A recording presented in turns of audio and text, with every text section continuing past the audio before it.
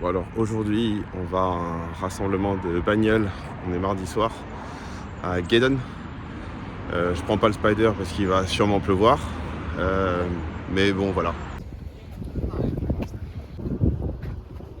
Je me disais que ça c'était une vieille bagnole d'Angleterre, une Kit Car anglaise. Et là je me suis rendu compte aux plaques que celle-là est de 2021 et celle-là est de 2023. Donc je me suis vraiment interrogé sur ce que c'était. Le dessin est vraiment cool. La bulle arrière façon Corvette et les feux arrière façon disco volante. C'est un petit peu un patchwork de plein de designs très sympas. Oh, coucou toi.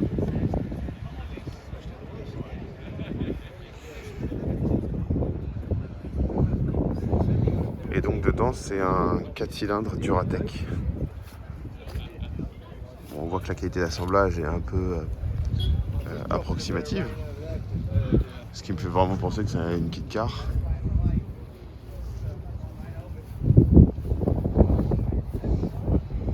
Mais vraiment sympa.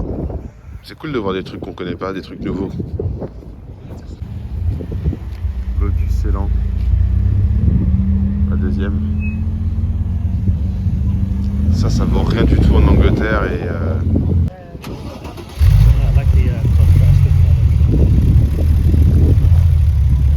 I love that smell. La 193 qui se bouge. Il y a une Portofino ici. Je ne vois pas trop de Portofino en fait. Normalement. Enfin moi j'en vois pas beaucoup en tout cas. Je t'ai posé la question, est-ce que je sors avec le Spider ou pas? Et il commence à pleuvoir donc bon choix. 928. Pareil 928 c'est super rare maintenant. On n'en voit vraiment pas avec les petites jantes.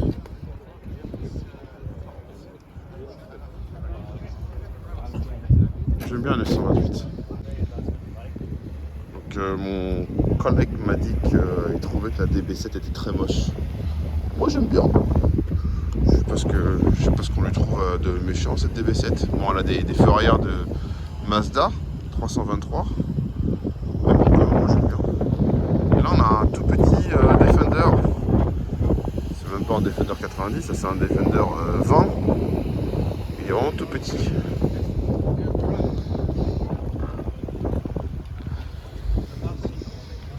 Enfin, du coup, il doit peut-être même pas s'appeler Defender. Ça va être un série 1. 996, 3 litres 4, toute basique avec les petites jantes qui démarre. Enfin, qui va démarrer. Inch'Allah.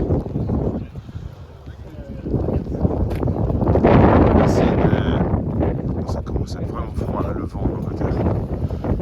Ici, Gallardo, toute première version. Le jaune, vraiment finalement comme sur la brochure d'époque.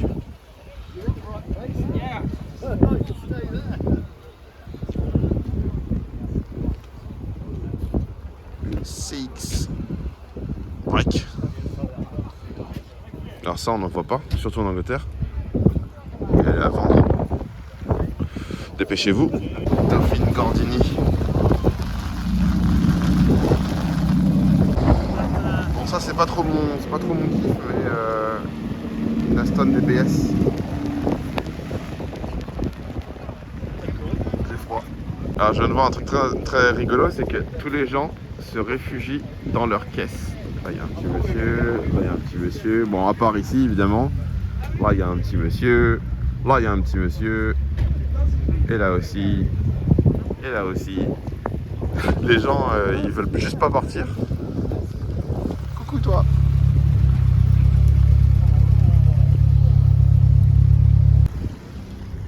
Une jolie Lotus Exige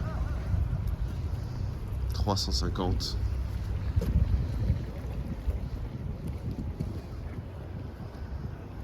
Avec à côté Elise. Donc on voit que l'Elise est toute mignonne à côté de l'Exige qui est beaucoup plus agressive.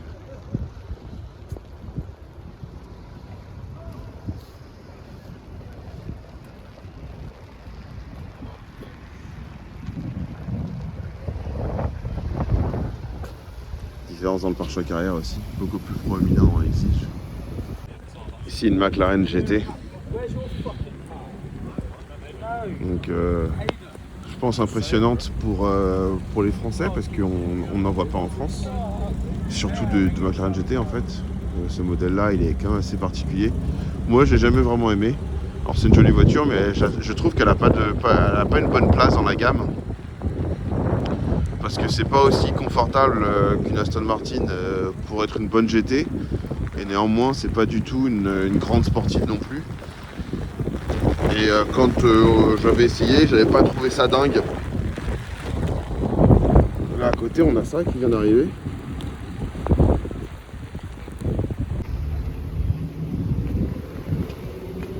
Une three-wheeler.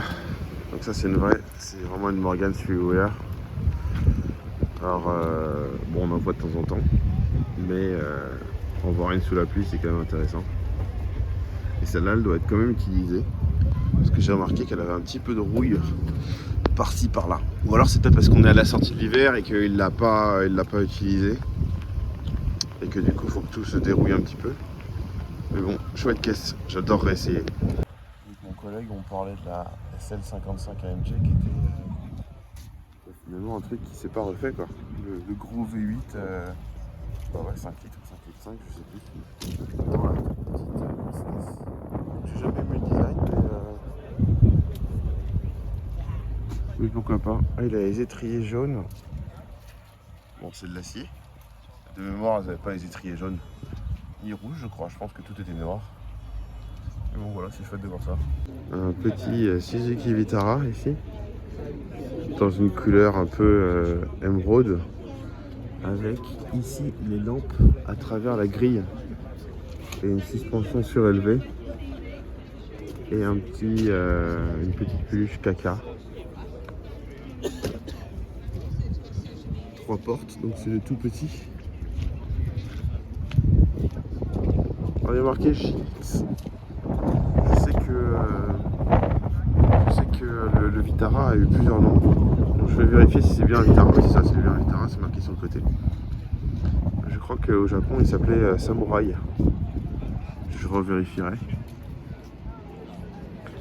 Et ici, Stock Heighties for Pussies. Petit clin d'œil à Authentics Auto qui aime les autocollants. Donc ça, je sais pas si c'est d'origine. Dans l'équipe marketing de Suzuki, peut-être qu'ils avaient de l'humour. Voilà, on aime bien. Honda S600 ou S660. Je crois que c'est 660, je sais jamais.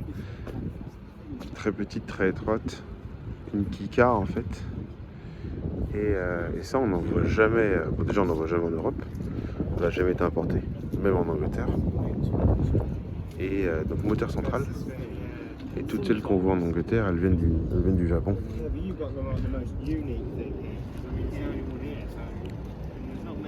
Voilà.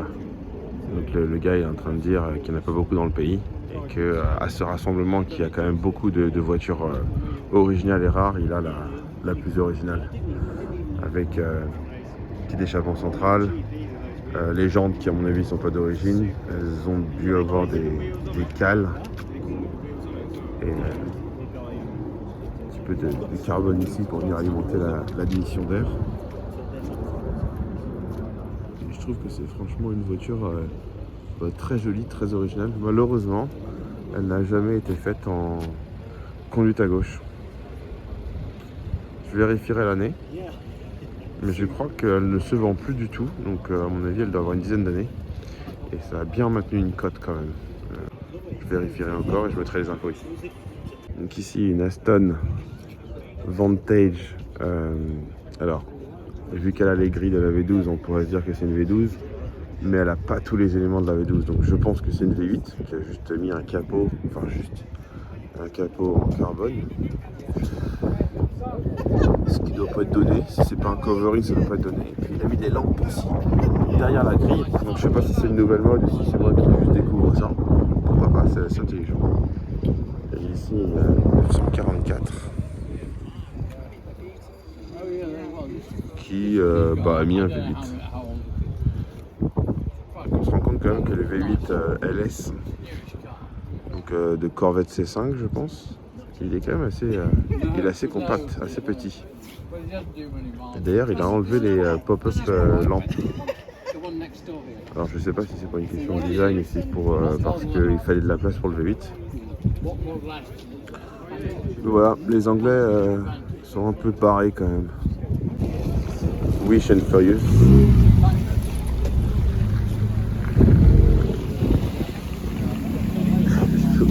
Ce que c'est. Cavalier. Boxo cavalier. Je pense la voiture la plus vieille de ce plateau.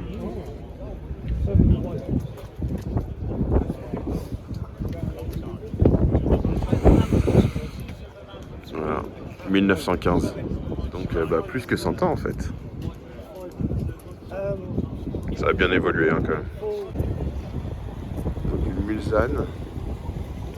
Et ici, une 997. Donc la rouge c'est une 997 phase 1 Carrera S. Et la blanche 997 phase 2 GT3 Club Sport.